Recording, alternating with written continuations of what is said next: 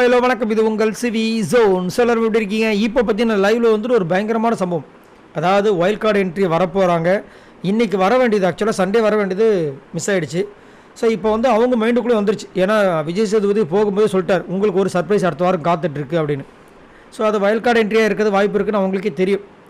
இப்போது செம்மையாக பிளான் போடுறாங்க. யாருன்னா நம்ம சுபிக்ஷாவும் வியானாவும். நெக்ஸ்ட் வீக் என்ன பண்ணலாம்?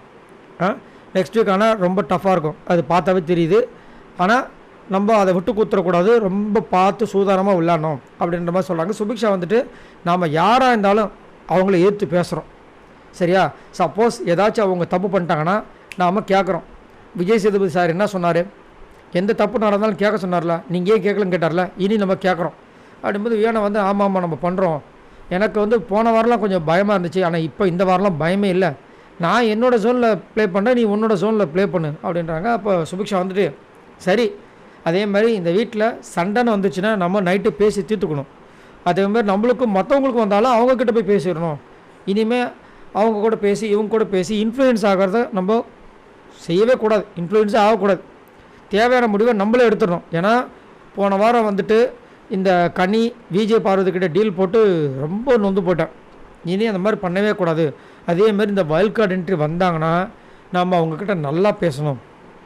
ஒதுக்கி மட்டும் வச்சிடவே கூடாது.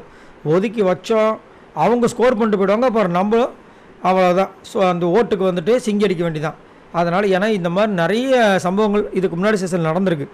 நம்ம பிரதீப் வெளியே அனுப்பிச்ச உடனே எல்லோரும் வந்துட்டு பிரச்சனை முடிஞ்சுக்கிறான்னும் போது அங்கே அர்ச்சனா வந்தாங்க. உடனே பிரதீப்போட ரசிகர்லாம் அர்ச்சனாவுக்கு போட்டாங்க, இவங்க காலி ஆகிட்டாங்க. ஏன்னா அர்ச்சனா ஒதுக்கி வச்சாங்க இவங்க, சரிங்களா? கடும் கோபத்தில் அந்த மாதிரி வந்துட்டு இப்போ இவங்க அதெல்லாம் பார்த்துருப்பாங்க போல சுபிக்ஷா. அதனால தான் இந்த விஷயத்தில் இங்கே சொல்லி 2 பேரும் ரொம்ப தயாராக இருக்காங்க. ஆனால் வைல்ட் கார்டு வரப்போகிறவங்களோட பேர்லாம் கேட்டால் பயங்கரமாக இருக்குது. அதுவும் அவங்க பிக் பாஸை பற்றி பேசும்போதே வந்துட்டு செம்மையாக இருக்குது.